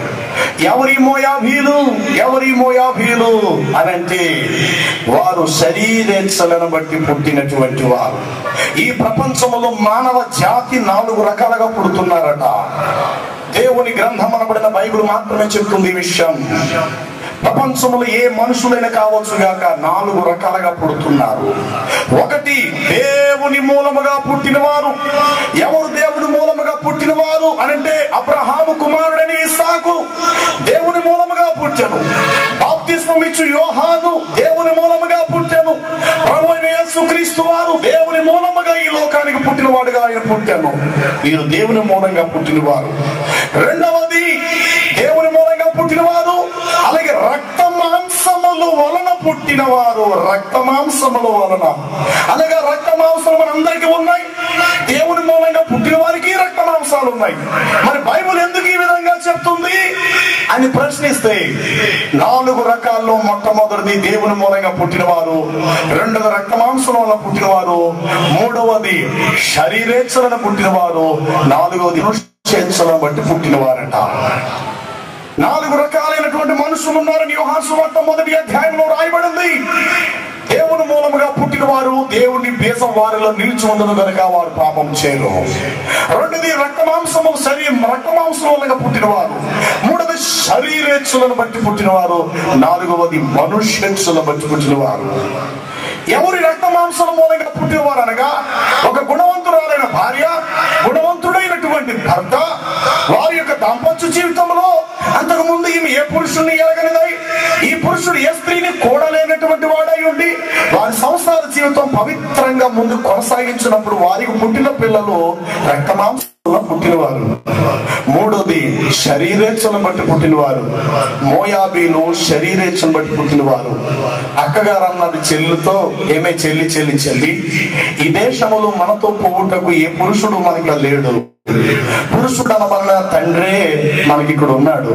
కాబట్టి మన తండ్రితో మనము సైనించి ఆ మూలముగా మనము సంతానాన్ని సంపాదించుకున్నామని శరీరేచ్ఛలను బట్టి తన తండ్రితోనే ద్రాక్షారసం తన తండ్రికి మత్తు పట్టించి కూతురు వెళ్లి పాపము చేసి మోయాబు అనబడినటువంటి సంతానాన్ని కలిగింది. ఏ మూలంగా వీరు పుట్టారు అంటే శరీర టెంప్టేషన్, శరీరం యొక్క ఆలోచన బట్టి శరీరేచ్ఛను బట్టి పుట్టినవారు. నాలుగవది మనుషుని యొక్క తెలివితేటలను బట్టి కూడా పుడుతున్నారట పిల్లలు. ఇది చాలా విచిత్రమైంది. మనుషుని యొక్క తెలివితేటలతో కూడా పిల్లలు పుడుతున్నారు, ప్రస్తుతం పుట్టిస్తున్నారు తెలివితేటలు బట్టి. ఏమిటంటే టెస్ట్ బేబీ, పురుషుని యొక్క స్పెరము తీసి దానిని సిరంజీలో స్టోరేజ్ చేసి దాన్ని బ్లడ్ బ్యాంక్ లో పెట్టి, ఎవరైనా ఒకవేళ స్త్రీలు వచ్చి నేను పెండ్లి చేసుకోను, నేను పురుషుని కలవను, కానీ నాకు పిల్లలు కావాలి అనేసి అడిగి ఆ హాస్పిటల్కి వెళ్ళినప్పుడు ఆ హాస్పిటల్లో చూపిస్తారు, ఇదిగో ఈ మనుషుడు ఈ రంగులో ఉంటాడు, ఈ మనుషుని యొక్క స్పెరం ఖరీదు ఎంత, అది నీకు కావాలంటే ఇన్ని డాలర్లు ఇస్తేనే మేము ఆ రక్తాన్ని నీ గర్భ సంచి అంగంలో ప్రవేశపెట్టి నీకు పిల్లలు పుట్టేటట్లు చేస్తాము. ప్రస్తుత రోజులు అవే నడుస్తున్నాయి. ప్రస్తుత కాలంలో టెస్ట్ బేబీ, పురుషుని యొక్క రక్తము తీసి స్త్రీ అంగంలో పంపించి బిడ్డలు పుట్టిస్తున్నారు. ఇది మనుష్యేచ్ఛలను బట్టి, మనుషుని యొక్క తెలివితేటలను బట్టి కూడా పిల్లలు పుట్టిస్తున్నారు. శరీరేచ్ఛలను బట్టి పిల్లలు పుడుతూ ఉన్నారు. రక్త మాంసముల వల్ల పిల్లలు పుడుతూ ఉన్నారు. దేవుని మూలముగా పిల్లలు పుడుతూ ఉన్నారు. ఈ మాటలు 4 రకాలుగా పుడతారని చెప్పి ఎప్పుడో బైబిల్లో రాయబడింది. ఈ ప్రపంచ పరిస్థితి ఇలాగే కొనసాగుతూ ఉంది. ఇంతకీ మోయాబీలు ఎవరు అంటే, శరీరేచ్ఛలను బట్టి వ్యభిచార కోరికలు బట్టి పుట్టినటువంటి వారు మోయాబీలు. అలాంటి మోయాబీలు దగ్గరకు నయోమి తన భర్త అనబడినటువంటి ఎల్మెలెకు, అదే విధముగా మహలోను, తిల్యోను అనబడిన 4 కూడా మోయాబు దేశం చూసి రావడానికి కాదు, కాపురం ఉండుటకు వెళ్ళిపోయి. వెళ్ళేటప్పుడు ఈమె ఏమనుకున్నదో తెలుసా ప్రియులారా? కొంతమంది ఒక చోట నుండి మరో చోటుకు వెళ్ళేటప్పుడు కొన్ని ఆశలు తమ హృదయాల్లో పెట్టుకు వెళ్తారు. మార్కెట్ కు వెళ్ళేటప్పుడు, లేకపోతే ఒక మంచి సారీ కొనుక్కోవాలనుకునేటప్పుడు ఇంటికాడ తన మనసులో కొన్ని ఉద్దేశాలు అనుకుంటారు. ఈ రంగు చీర చాలా బాగుంటుంది నాకు, అలా రంగు చీర నేను వెళ్ళి మార్కెట్ లోకి వెళ్ళి నేను కొనుక్కోవాలి అని ఇంటికాడ నుండే ప్రారంభం ఆ ఉద్దేశాలు.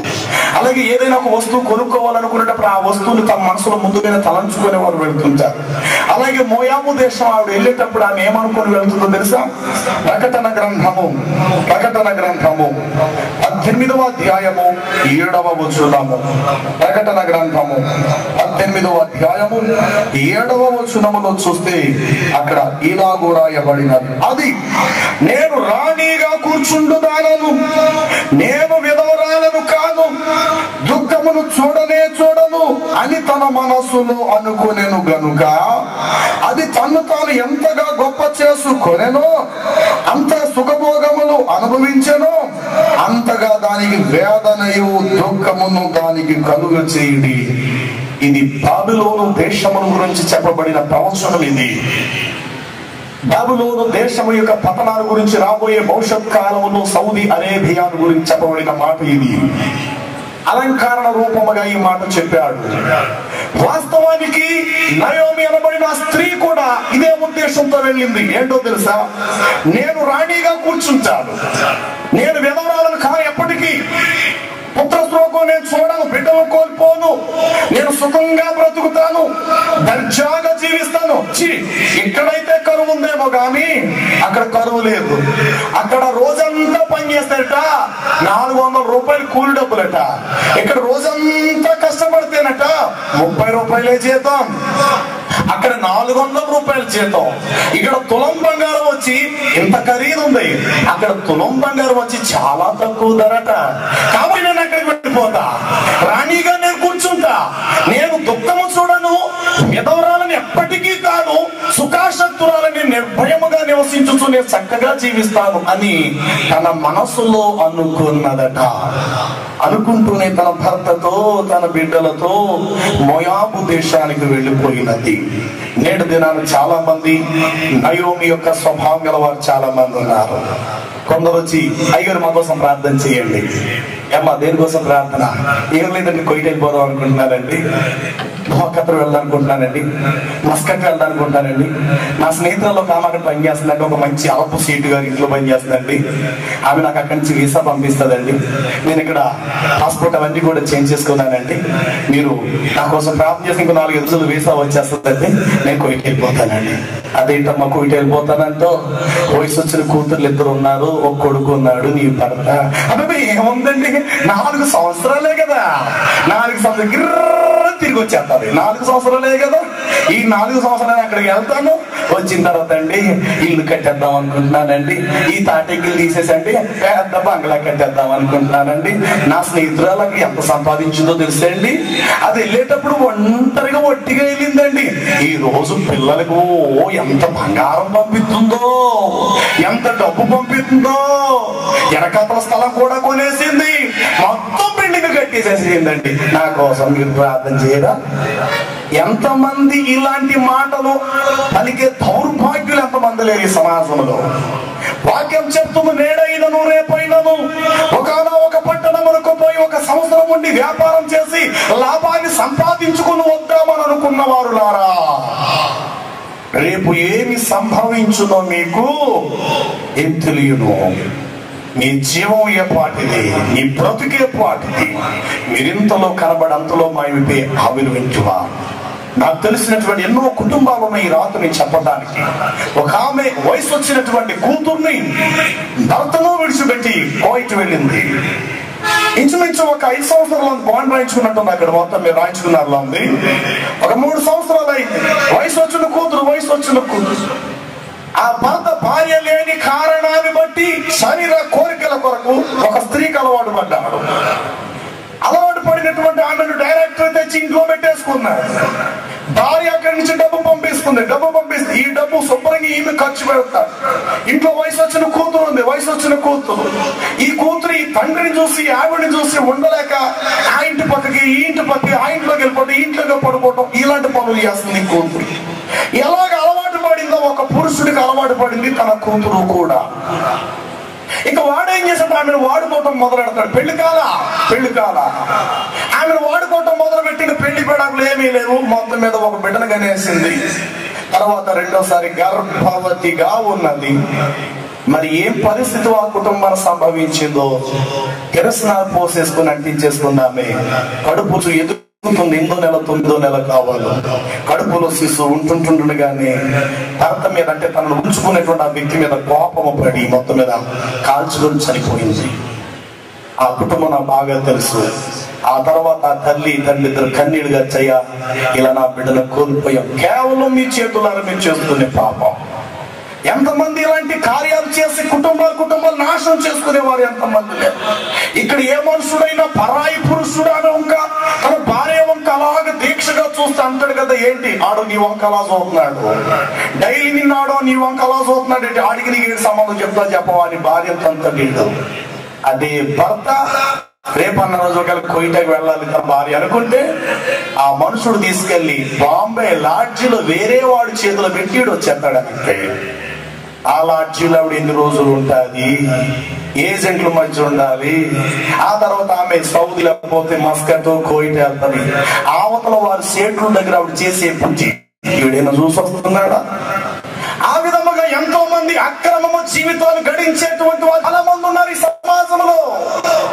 సొంత ప్రదేశం విడిచిపెట్టి ఏదో కోరికల కొరకు, తమ ఇష్టాన్ని నెరవేర్చుకోవడం కొరకు, తమ సొంత చిత్తాన్ని ప్రక్కన, దేవుని యొక్క ఉద్దేశాన్ని ప్రక్కన పెట్టి ఎక్కడెక్కడికో పరుగులెత్తే వారు ఉన్నారు.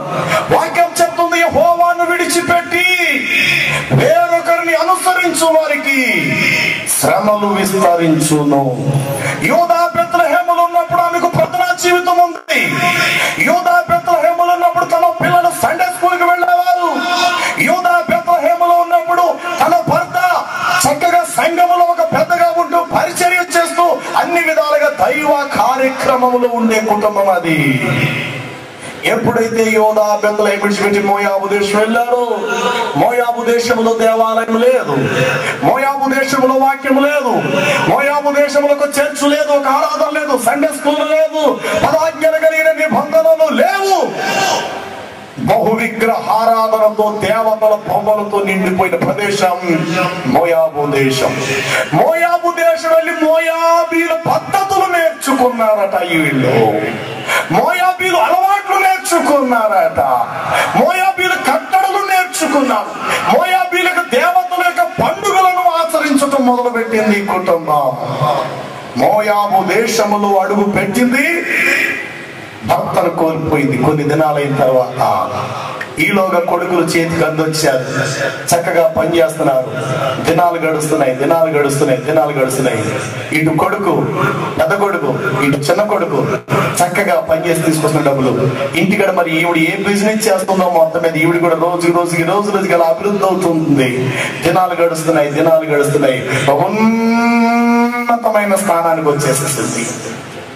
భర్తను కోల్పోయింది. కనీసం భర్తను కోల్పోయినప్పుడన్నా సరే కనీసం జ్ఞానం బుద్ధి కూడా లేదు. ఒరే నాయన, మీ నాన్నగారు ఇక్కడికి వచ్చిందా చచ్చిపోయాడురా, కాబట్టి పని చేద్దారా, పెద్దోడా ఒరే చిన్నోడా, ఎలాగైతే మళ్ళీ మొత్తం మీద మన స్వగ్రామం మన సొంత దేశానికి వెళ్ళిపోదాం బాబు, ఇక్కడ పద్ధతులు నాకేం నచ్చలేదురా, వీడు బహుదేవతారాధకుడురా, ఇక్కడ కనీసం మనకు వాక్యం చెప్పేవాళ్ళు లేదురా. చాలా మంది ఉన్నారు. పెళ్లి కాకుండా కానీ 4-5 సార్లు గర్భవతులై అబార్షన్ చేసుకుని పిండాలు తీసుకొచ్చి బట్ట చుట్టి మురికి కాలువలు డ్రైనేజీలో పడేస్తున్న వాళ్ళు చాలా మంది. కారణం ఏంటంటే సొంత కోరికలు, సొంత ఉద్దేశాలు, సొంత తలంపులు, సొంత ఆలోచనలు. కనుకనే కుటుంబాలు కూలిపోవడానికి గల కారణం. దేశంలో కరువు ఎందుకు సంభవించినట్టు ఊరికనే కాదు. ఏ దేశమైతే నా దృష్టికి పాపము చేస్తాదో, ఏ కుటుంబం, ఏ సమాజం, ఏ ప్రభుత్వం అయితే నా దృష్టికి పాపము చేసినదగునో, అది ఎంతటి ప్రభుత్వమైనా నిలవబడదు. అది ఎంతటి వత్తాదైనా, ఎంతటి మొనగాడైనా, ఎంత గొప్ప కుటుంబమైనా సరే, నా దృష్టికి పాపము చేసినలా దానికి నేను కరువును పంపిస్తాను అన్నాడు.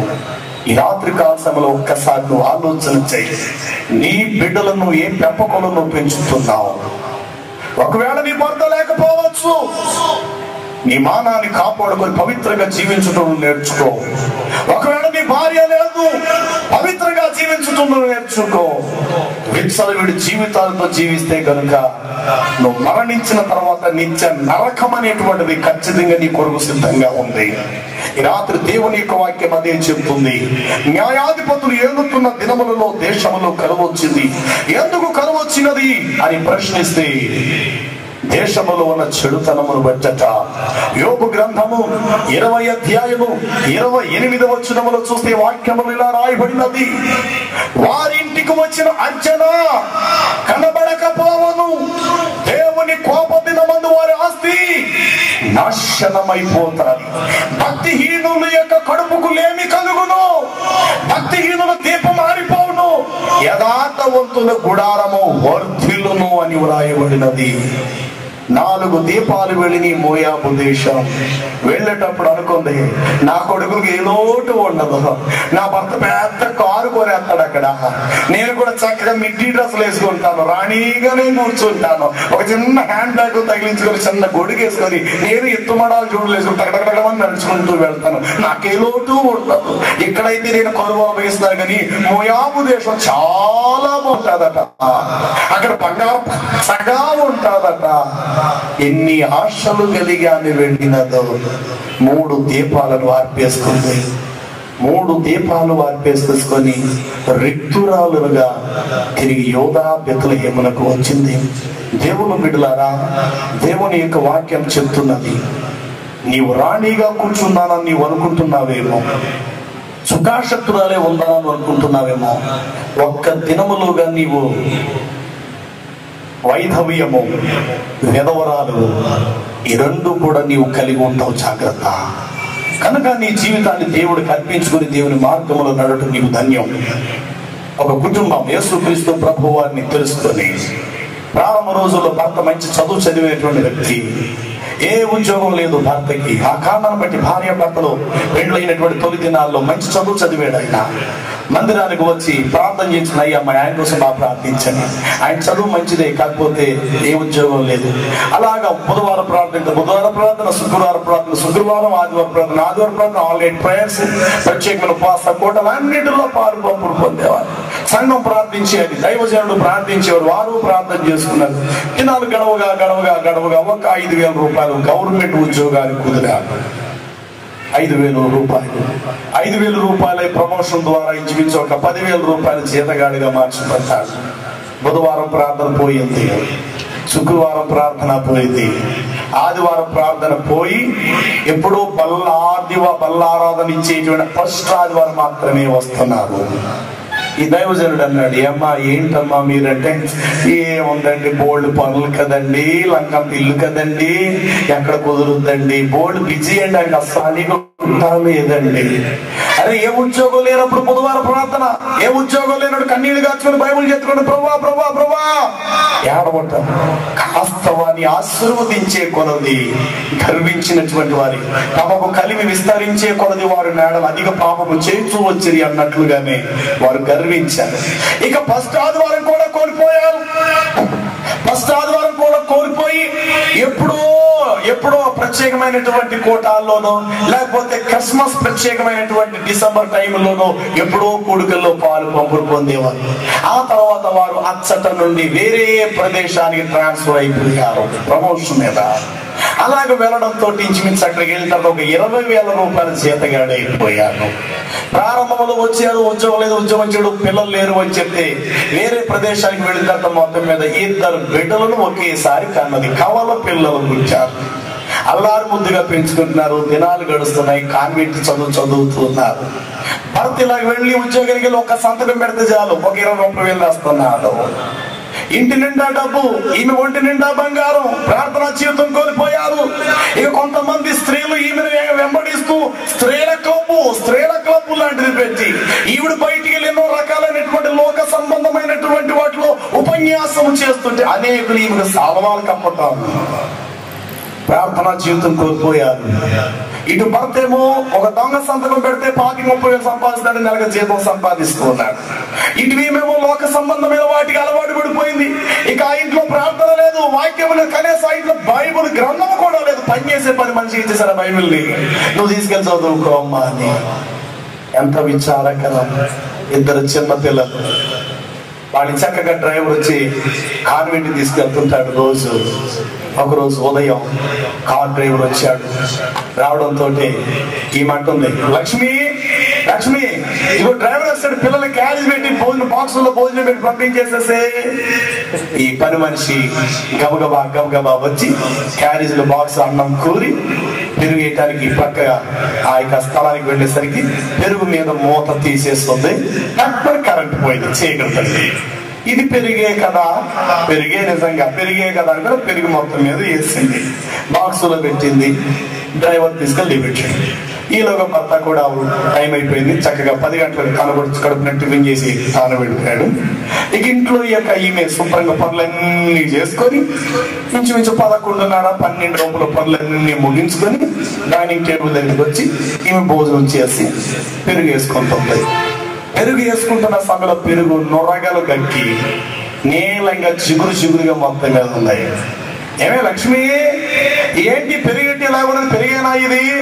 పెరిగే అమ్మగారు, పెరిగే ఏంటి అలా ఉన్నదేంటి అన్న మాట అన్నప్పుడే ఆ ఇంట్లో పనిచేసే మగవాడు కూడా వచ్చి పెరుగా ఏదమ్మా చూడండి, అమ్మో పెరుగులో విషం పడిందండి అని. ఎలాగ విషం పడింది అంటే, వీరు ఎప్పుడైతే పొరుగు ప్రదేశం వెళ్ళారో, డబ్బు బాగా ఎప్పుడైతే సంపాదన బాగా కలిసి వస్తున్నదో, ఒక స్థలం కొనుక్కున్నారు, ఇల్లు కట్టుకోవాలని. ఆ స్థలం ఒక ఆసామి దగ్గర మొత్తం మీద కొనుక్కున్నారు, ఇన్ని సెంట్లు. అది బిల్డింగ్ కట్టుకోవాలనుకున్నారు, బిల్డింగ్ కట్టేసుకున్నారు. ఆ వారు కొనుక్కునేటువంటి స్థలంలో ఒక పెద్ద పామును పుట్ట ఒకటి ఉంది. ఆ స్థలం అమ్మేవాడు అన్నాడు, అయ్యా ఈ స్థలం నాకు చాలా వచ్చింది, చాలా కలిసి వచ్చింది, దయచేసి పాములు పుట్టను మాత్రం మీరు దయచేసి చూస్తున్నా, నాకు బోల్డ్ ఆస్తులు ఉన్నాయి, నేను అమ్మాలని మీకు అమ్మట్లేదు, అడిగే కనుక మీకు దగ్గరలో ఉంటుంది, దీన్ని ఇచ్చేస్తాను అంతే. ఈ భాగాన్ని మీరు ఇలా వదిలేసి పక్కన మీరు చక్కగా కట్టుకోవచ్చు, బిల్డింగ్ మీరు పెద్ద బిల్డింగ్ అయిపోతుంది, కానీ పాములు పుట్ట మాత్రం పొడిపించవద్దని అలాగే ఉంచండి అన్నట్టుగానే బిల్డింగ్ కట్టుకున్నారు.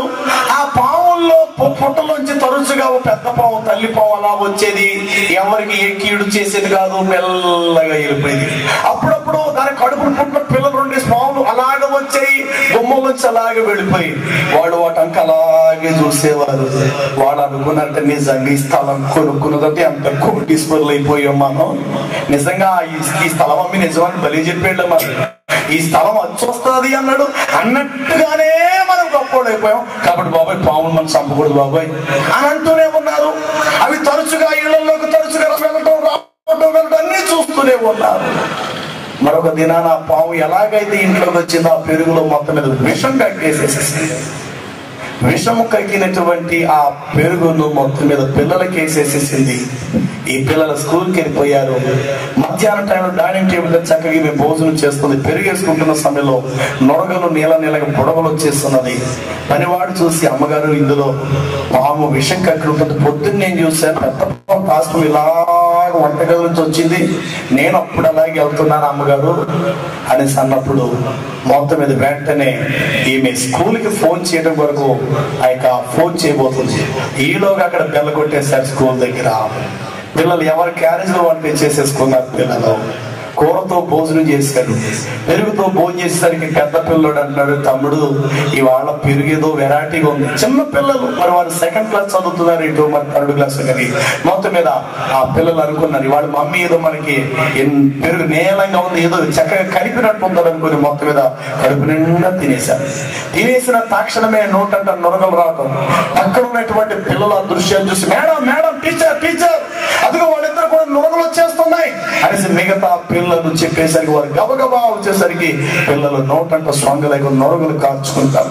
ఉన్న పాటున వారిని హాస్పిటల్ తరలించడం వరకు వారు ప్రయత్నిస్తున్న సమయంలో పిల్లలు చచ్చిపోయారు.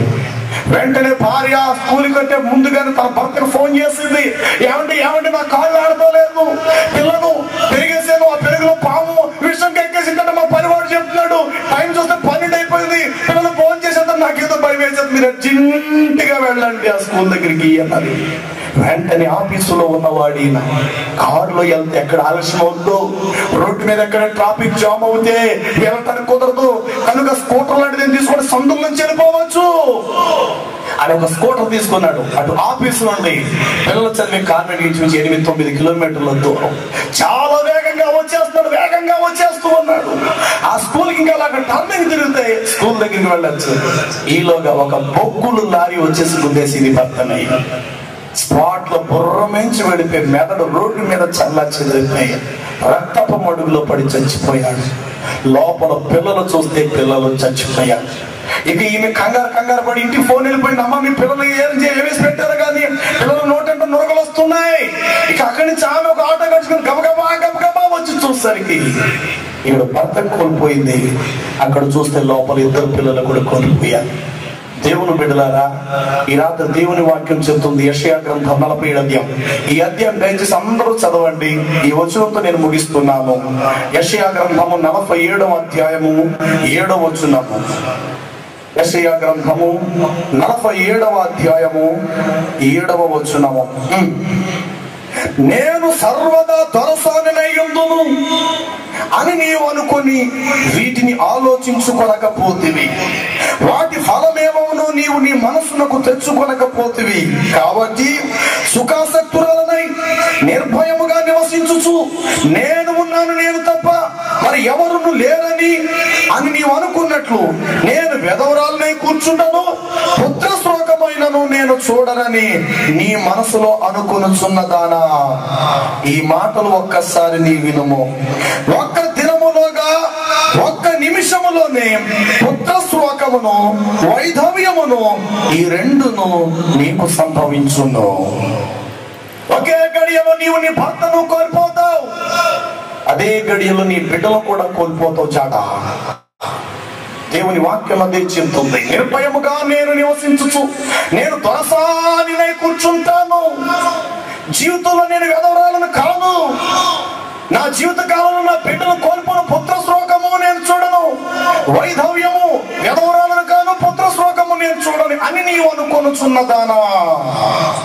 ఈ మాట నువ్వు వినుము. నేను ఉన్నాను, నేను తప్ప ఎవరు లేరు అని నీవు అనుకుంటూ సుఖాసక్తురాలనే ఉందామని అనుకుంటున్నావు కదా. ఒక్క దినములోగా ఒక్క నిమిషములోనే నీవు పుత్రశ్లోకము వైధవ్యము ఈ రెండు నీకు సంభవిస్తాయి అన్నాడు. నిజంగా వారి జీవితంలో అదే జరిగింది. ఒకే క్షణములు ఇద్దరు కవల పిల్లలను కోల్పోయింది. ఎండదము అదే గడియలో తనను ప్రేమించే తన భర్తను కూడా కోల్పోయింది. ఆ దృశ్యం చూసి భర్తను పిల్లలను చూసి కేవమని కేకబెట్టి పిచ్చిదానిగా మారిపోయి రోడ్డు మీద ఒంటి మీద వస్త్రాలు లేని దానిగా రోడ్ల మీద తిరుగులాడుతుంటే పిల్లలు ఆమెను రాళ్ళు ఇట్టుకొని ఇసురేటువంటి స్థితికి వచ్చేసింది ఆమె జీవితం. దేవుని బిడ్డలారా, నేను చెప్పి ఈ మాట మామూలుగా చెప్పడం జరిగిన సంఘటన నేను మీ ముందు చెప్తున్నాను. ఎన్నో కుటుంబాలు ఈ రాత్రి అదే స్థితిలో ఉన్నాయి. మోయాబు దేశం వెళ్ళేటప్పుడు ఆమె అనుకుంది, నయోమి నేను దొరసానగా కూర్చుంటాను. ఇక్కడంటే కరువు ఉందేమో గానీ మోయాబు దేశంలో కరువు ఉండదు. ఇక్కడంటే కూలి పని చేత 30 రూపాయలు ఇస్తారేమో గానీ అక్కడ 400 ఇస్తారట రోజంతా కష్టపడితే. కాబట్టి అక్కడ పాలు తేనె చాలా మంచి దొరుకుతాయండి, మంచి ఖర్జూర పళ్ళు దొరుకుతాయట. అక్కడికి వెళ్తే మంచి మంచి రంగు కూడా వస్తారట, మంచి లావు కూడా అవుతారట. కాబట్టి నేను మోయాబు దేశం వెళ్ళిపోతాను. ఏమండి వెళ్ళిపోదాం పదండి, పిల్లల్ని తీసుకుని వెళ్ళిపోదాం పదండి. ఎందుకంటే యోధా ఇక్కడ ఉండి మనం ఏం చేయాలండి? ఇప్పుడు ప్రార్థనైనా ఇక పిల్లలు చేతికి అందుతున్నారు, వాళ్ళకి ఒక మంచి స్థితిలో మనం పెట్టుకోవద్దా? నా మాట విని మోయాబు దేశం వెళ్ళిపోదాం పదండి. ఎలాగైతేనే మొత్తం మీద మోయాబు దేశం వెళ్ళారు. మోయాబు దేశంలో ఏం సాధించింది? మోయాబు దేశంలో ఏం సంపాదించుకోగలిగింది? మోయాబు దేశం వెళ్ళి ఏమి కూర్చుకొని ఉన్నతమైన స్థితిని సంపాదించుకోగలిగిందంటే 3 దీపాలను ఆర్పేసుకున్నది ఆమె దీపము కూడా ఆరిపోయే స్థితికి వచ్చింది. చివరి గడియలో ఆమెకు బుద్ధి వచ్చినది. అక్కడ అంటాడు కదా 2వ అధ్యాయం 6వ వచనంలో, యెహోవా తన జనులను ఆయన దర్శించుచున్నాడని ఆమె మోయాబు దేశములో విని, యోధా బెత్లెహేములో సస్యశ్యామలం కలిగినటువంటి పంటలు వర్షాలు సమృద్ధిగా పడుతున్నాయని ఆమె మోయాబు దేశములో విని తిరిగి మోయాబు దేశము నుండి యోధా బెత్లెహేమునకు రూతు అనబడిన తన చిన్న కోడలను వెంట పెట్టుకొని వచ్చింది. వచ్చిన తరువాత యోధా బెత్లెహేముకు వచ్చిన తన బంధువులందరూ ఆమె చుట్టూరు పోగి, ఏమైనా యోమి నువ్వు మన యోమివేనా, నువ్వు నా యోమివే, ఏంటమని ఇలాగైపోయి ఎవరి అమ్మాయి? నా కోడలు. అలాగా మరి మీ ఆయనేది, మీ పెద్ద అబ్బాయేడి, మీ చిన్న అబ్బాయేడి, కోడలు ఒక్కదాన్ని తెచ్చు ఏది? నా భర్తను నేను కోల్పోయాను. మరి నీ పిల్లలు? నా పిల్లలు కూడా నేను కోల్పోయాను. అయ్యయ్యో ఎంత అన్యాయం జరిగిందమ్మా. ఎంత బాగుండేదాను నువ్వు ఇక్కడ ఉన్నప్పుడు. యోధా బెత్లెహేములో ఉన్నప్పుడు నీ ప్రార్థన జీవితం ఎంత బాగుండేది. యోధా బెత్లెహేములో ఉన్నప్పుడు దానివి ఇలాగైపోయేవేటమ్మా అని యోధా బెత్లెహేములను తమ బంధువులు ఆమెతో అన్నప్పుడు ఆమె ఏమన్నారో తెలుసా? అవునమ్మా, నాకు ఇప్పుడు బుద్ధి వచ్చింది. నేను దేవుని విడిచిపెట్టాను, దేవుని వాక్య స్థలాన్ని విడిచిపెట్టాను, దేవుని సన్నిధి విడిచిపెట్టి నా ఇష్టానుసారమైనటువంటి కోరికల కొరకు నేను పరుగులెత్తాను. అందుకే నా జీవితం పతనమైపోయిందమ్మా అన్న మాట చెప్పాలి. ఆ మాట అనలేదు. ఇవిడి అంటుంది, సర్వశక్తుడు నాకు దుష్కార్యము చేశాడు, సర్వశక్తిమంతుడు నా ఎడల న్యాయము తప్పాడు, సర్వశక్తిమంతుడు నన్ను రిక్తురాలుగా చేశాడు. ఎంత అన్యాయకరమైన మాట అది. ఇదే మాట బైబిల్లో ఉంది. అంటుంది ఆమె, సర్వశక్తిమంతుడు నాకు దుఃఖం కలుగు చేశాడు. ఇప్పుడు నేను సమాజంలో ఉన్న మిమ్మల్ని ప్రశ్నిస్తున్నాను, దేవుడు ఈమెకు దుఃఖం కలుగు చేశాడా? ఈమె చేతులారా దుఃఖాన్ని కొని తెచ్చుకుందా? చెప్పాలి. ఆమె చేతులారా దుఃఖాన్ని కొని తెచ్చుకుంది. దుఃఖాన్ని కొని తెచ్చుకున్నాం. ఏం చెప్పాలి తెలుసా? నేను చేతులారా చెడిపోవటానికి కారణము నేనే, నా చెప్పుతో నేనే కొట్టుకొని నా ముఖం మీద నేనే ఉమ్ము మూసుకోవాలి అన్న మాట చెప్పాలి. కానీ యోధా బెత్లెహేము వచ్చి తర్వాత కూడా ఏమన్నా తెలుసా? దేవుడు నాకు అన్యాయం చేశాడని విలాప వాక్యాలు 3:33 చెప్పాడు. ఆయన ఎవ్వరికి అన్యాయం చేసే దేవుడు కాడు. ఈ రాత్రి నీది ఏ మతము కావచ్చు, నీది ఏ కులము కావచ్చు, మొత్తం మీద మనిషి పుట్టిన మనిషివి కనుక నీకు దేవుడు ఒక్కడే సృష్టికర్త. ఆ సంగతి మర్చిపోదు. నీ పూర్వీకులు నీకు మతాలు పెట్టచ్చు, నీ పూర్వీకులు నీకు గోత్రాలు ప్రకారంగా, వంశావళుల ప్రకారంగా మతాలు, గోత్రాలు, ఆచారాలు, ఎన్నో సిద్ధాంతాలు మీకు పెట్టచ్చు. నిన్ను సృష్టించిన దేవుడు ఒక్కడే. ఆయన ఆకాశములకు భూమికి సృష్టికర్త. ఆయన మాటను నువ్వు కాదన్నావు అంటే నీ జీవితం పతనం అవుతుంది. ఆ దేవుడిని తెలుసుకోగలిగినటువంటి చిరునామా పరిశుద్ధ బైబిల్ గ్రంథంలో మాత్రమే ఉన్నది. అందరూ స్తోత్రం చెప్తాం. ప్రైజ్ ది లార్డ్, హల్లెలూయా. ఆ దేవుడి గురించి నువ్వు తెలుసుకోవాలంటే దేవుని వాక్యం బైబిల్లో మాత్రమే నీకు దొరుకుతుంది. బైబిల్ గ్రంథంలో చెప్తున్న దేవుని మాట నువ్వు కాదంటే నీ జీవితంలో నువ్వు సుఖాన్ని చూడలేవు. ఎంతో మంది కుటుంబాలు ఈ రాత్రి దుఃఖంతో, మరెన్నో కుటుంబాలు వేదనతో, మరెన్నో కుటుంబాలు భయంకర ఎయిడ్స్ వ్యాధికి గురై, పెళ్లి కాకుండా యవనస్తులు ఎయిడ్స్ వ్యాధికి గురై అట్టి పతనానికి దిగజారిపోవడానికి కారణం ఏంటో తెలుసా? సొంత కోరికలతో పరుగులెడుతూ ఉన్నారు, సొంత ఉద్దేశాలతో పరుగులెడుతున్నారు. మోయాబు దేశానికి పరిగెత్తింది, నేరసిలిపోయి మరలా వెనక్కి వచ్చింది. పోయి వెనక్కి వచ్చి తన బుద్ధి తాను తెచ్చుకొని తన తప్పును తాను క్షమాపణ కోరుకుంటే బాగుండేది. తిరిగి వచ్చి కూడా ఏమంటుందో తెలుసా? సమృద్ధి గల దాననే వెళ్ళి తిని. ఆమె ఏమైనా చేతి నిండా డబ్బట్టుకి వెళ్ళిందా? వెళ్ళేటప్పుడు చేతి నిండా గోధుమలు ఏమైనా కూర్చుకొని వెళ్ళిందా? దేశంలో కరువు ఉందని చెప్పి వెళ్ళిందా? ఆమె అంటున్న సమృద్ధి గల దాన్నే వెళ్ళి తిని, అనగా భర్తతోనూ పిల్లలతో వెళ్ళి తిని అని అర్థం. సమృద్ధి గల దాననే వెళ్ళి తిని రిక్తురాలుగా తిరిగి నేను వచ్చాను. నయోమి దేవుని విడిచిపెట్టిందేమో కానీ దేవుడు నయోమిని విడిచిపెట్టలా. దేవునికి స్తోత్రం. ఆయన తన భక్తులని ఎన్నడూ విడవడు, వారెన్నటన్నిటికీ కాపాడబడతారు అని చెప్పి కీర్తన గ్రంథములో రాయబడినది. ఆయన తన భక్తులను విడువడు. నయోమి అయితే దేవుని విడిచిపెట్టిందేమో కానీ దేవుడు నయోమిని విడిచిపెట్టలా. నయోమితో పాటు వచ్చినటువంటి రూతు అనబడినటువంటి మోయాబీరాలు తన అత్తగారితో పాటు వచ్చి యోధా బెత్లెహేములో తన అత్తగారికి సేవ చేస్తూ తమ బంధువు అనబడినటువంటి బోయాజు యొక్క పొలములో పరిగెలు ఏరుకుంటుండగా బోయాజు ఆమె దీన స్థితిని చూసి మోయాబీరాలైనటువంటి అన్యురాలనబడిన మోయాబీరాలని విగ్రహారాధకురాలబడిన ఆమెను పెళ్లి చేసుకుని తన భార్యగా చేసుకున్నాడు. బోయాజు రూతునందు ఒబేదును కనెను, ఒబేదు యెషయిను కనెను, యెషయి రాజైనటువంటి దావీదును కనెను. దావీదు యొక్క వంశము నుండి క్రీస్తు అనే మహారక్షకుడి భూమి మీదకి వచ్చాడు. దేవునికి స్తోత్రం.